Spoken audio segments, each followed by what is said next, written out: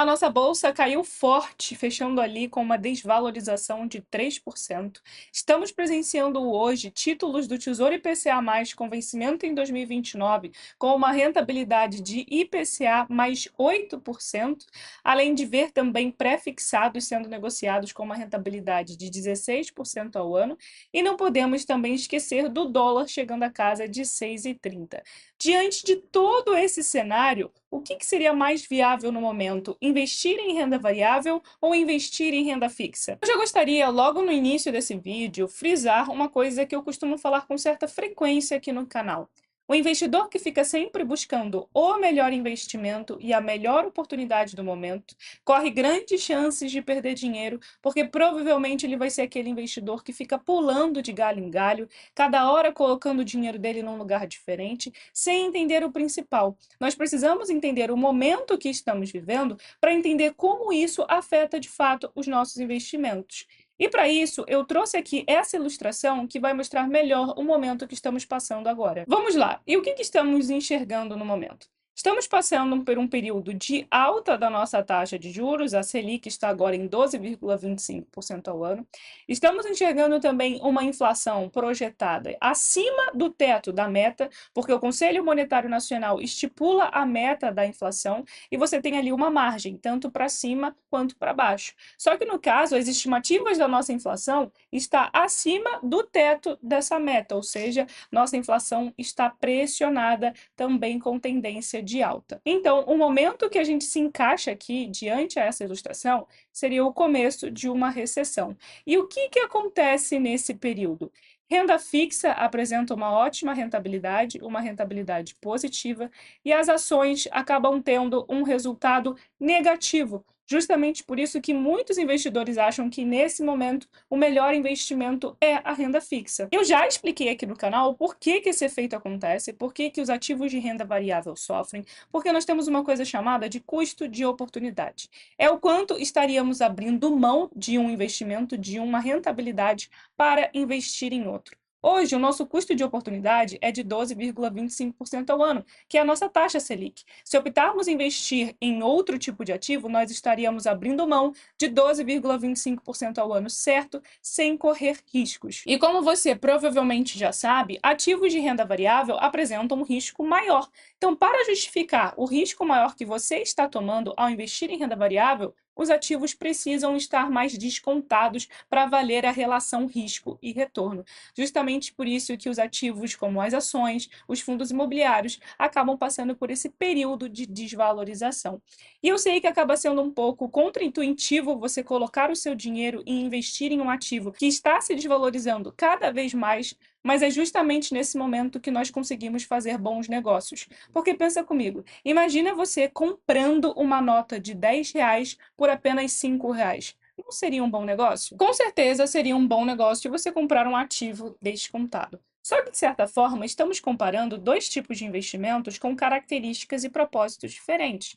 Normalmente, quem é aquele investidor que coloca o dinheiro em renda fixa está buscando uma previsibilidade maior, está buscando uma segurança maior e também está buscando a diminuição da volatilidade da sua carteira. A volatilidade é o quanto a sua carteira fica variando, tanto para cima quanto para baixo. Normalmente, quando você coloca alguns títulos de renda fixa, essa volatilidade acaba ficando menor. Por isso que muitos investidores mais conservadores acabam optando em ter uma carteira composta majoritariamente por renda fixa. Não significa que o investidor conservador não pode ter renda variável, mas ele acaba se expondo menos. Agora, aquele investidor que busca um retorno maior, uma valorização maior e uma construção de patrimônio mais sólida e eficiente, ele acaba optando muitas vezes em colocar a maior parte do dinheiro dele em renda variável, como por exemplo as ações. Justamente por isso que a relação risco e retorno acaba sendo maior. Você corre um pouco mais de risco ao investir em ações, buscando um retorno maior. Mas isso não significa que correr riscos é ruim, tá?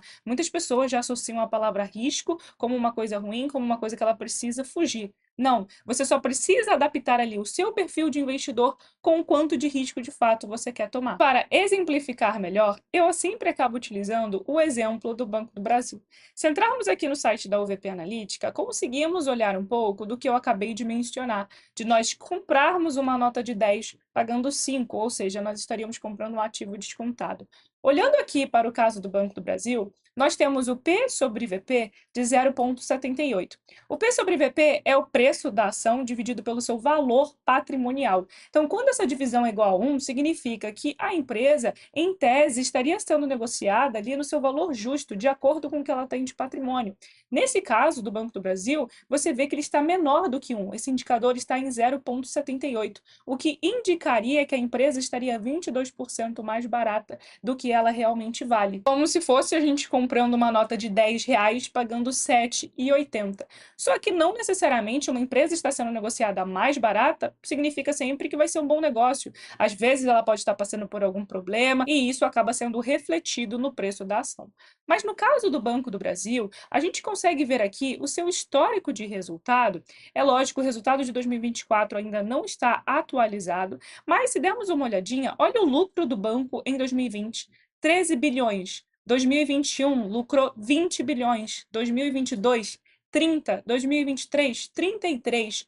Olha como o banco, a cada ano que passa, vem dando lucros cada vez maiores. O Banco do Brasil hoje se tornou um dos bancos mais lucrativos do nosso país, chegando ali a bater de frente até mesmo com o próprio Itaú. Só que existem muitos investidores que acabam olhando único e exclusivamente para uma direção. Bom, eu só vou voltar a investir em renda variável quando a Selic voltar a cair. Só que o que precisamos ter em mente é que o mercado ele sempre se antecipa, tá? Quando a Selic estiver ali na iminência de cair, com certeza o mercado já vai ter se antecipado, as ações já terão subido bastante e você vai começar a comprar ativos que você teve a oportunidade de comprar mais barato por um preço bem maior. E se eu te dissesse que ainda assim a gente consegue montar uma carteira diversificada com certas ações que conseguem performar bem e melhorar a performance da nossa carteira num âmbito geral, nesses momentos de Selic mais alta ou até mesmo nesses momentos de um dólar mais alto?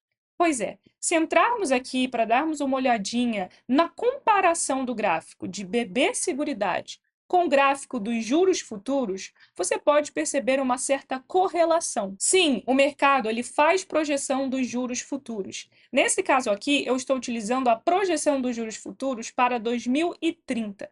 Se dermos uma olhada, o que vamos conseguir perceber aqui?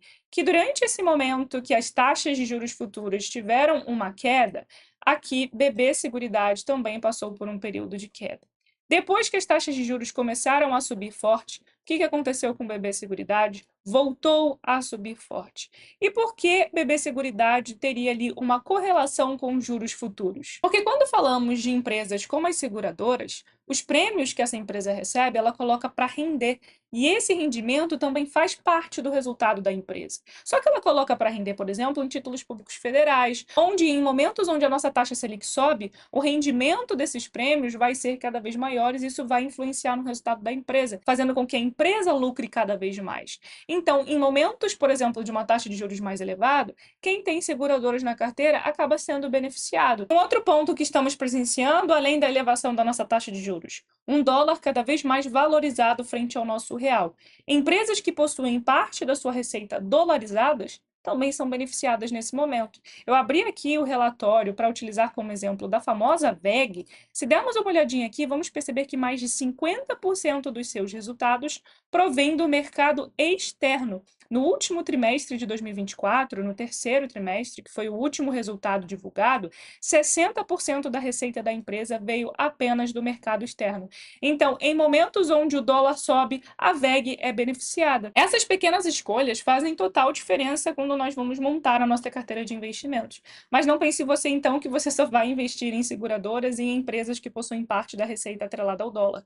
Claro que não. São tipos de empresas que precisam estar presentes na sua carteira para te trazer um pouco mais de tranquilidade nesses momentos. Até porque, como vimos mais cedo no vídeo, naquela ilustração, a economia anda em ciclos, então nós estamos passando por um momento que daqui a pouco, nós não sabemos quando, se vai ser daqui 1, 2, 3, 4 anos, esse momento vai passar e daí outros tipos de empresas serão beneficiados. Por isso que o melhor remédio quando a gente quer montar uma carteira de investimentos que não vai nos dar dor de cabeça é a diversificação. Por outro lado, da mesma forma que estamos vendo boas ações, ótimas empresas descontadas, estamos presenciando o título público federal como o Tesouro IPCA+, com uma rentabilidade de IPCA mais 8%. Estamos falando de uma rentabilidade acima da inflação de 8%. Só para você ter uma ideia, a última vez que chegamos nesse patamar de rentabilidade foi lá no pré-impeachment da Dilma em 2016, ou seja, temos mais ou menos 8 anos que não presenciamos uma taxa tão elevada. Então, sim, estamos vendo a oportunidade de ambos os lados. Por isso que o que mais pesa na decisão do investidor é justamente a forma como ele vai montar a sua carteira de investimentos. É isso aqui que vai fazer com que você fique tranquilo. O investidor que fica buscando a melhor oportunidade, uma hora ele vai tacar tudo em renda fixa, uma hora ele vai tacar tudo em ação, outra hora, se falam de criptomoeda, ele vai tacar tudo em criptomoeda. Ele não tem uma estratégia bem definida e ele faz uma miscelânea e depois acaba perdendo dinheiro. O que você precisa fazer é pensar. Estude sobre cada uma dessas classes de ativos, veja o que faz sentido para você e estipule uma porcentagem que você vai ter em cada um deles. Ah, Bruna, eu sou mais do perfil ali moderado. Um exemplo, tá, gente? Eu vou ter 30% em renda fixa, vou ter 30% em ações, vou investir 20% no exterior, 10% em FIIs e 10% em criptomoedas. Um exemplo bem aleatório. Pronto, o investidor traçou, de acordo com seu perfil de investidor, de acordo com os seus propósitos e de acordo com o seu conhecimento, o quanto ele quer ter em cada um. Assim, no momento que esse investidor for fazer os seus aportes, ele vai seguir aquilo que ele traçou. Não vai ficar tentando prever o melhor investimento, o melhor lugar para ele colocar todo o dinheiro dele. Essa é a forma como eu invisto e, sinceramente, é o que me faz ficar tranquila. Todo mês eu abro a minha carteira, olho lá o quanto eu preciso ter em cada um e simplesmente faço meus aportes.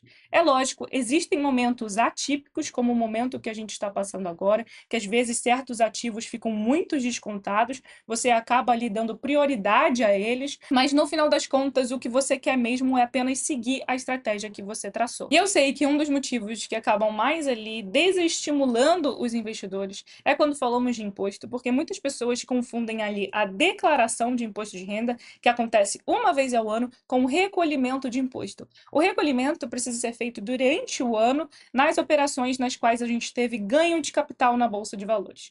E diante dessas informações, muitas pessoas não sabem fazer o cálculo correto, acabam errando. Eu mesmo já errei e tive ali que pagar uma multa para a Receita Federal. E pensando nessa dor dos investidores, a Bolsa de Valores investiu no aplicativo que faz todo esse processo para a gente. O aplicativo conhecido como Grana Capital. Ele faz a apuração dos lucros e dos impostos que a gente tem para pagar, além de nos auxiliar na nossa declaração de imposto de renda. Depois que baixarmos o aplicativo ou no Google Play ou na Apple Store, nós criamos uma conta e já conseguimos ter acesso a algumas funcionalidades. Uma das funcionalidades é justamente essa, a nossa calculadora de IR. Ele faz todo o processo para a gente, faz o cálculo de todos os impostos e prejuízos que a gente teve das nossas operações a partir de janeiro de 2020. Então, caso tenha ali algum imposto que você não pagou, ele vai te mostrar. Ele vai fazer a compensação de prejuízo para você não pagar imposto desnecessário. E você consegue fazer o pagamento desses impostos dentro do próprio aplicativo. Ele gera o DARF para você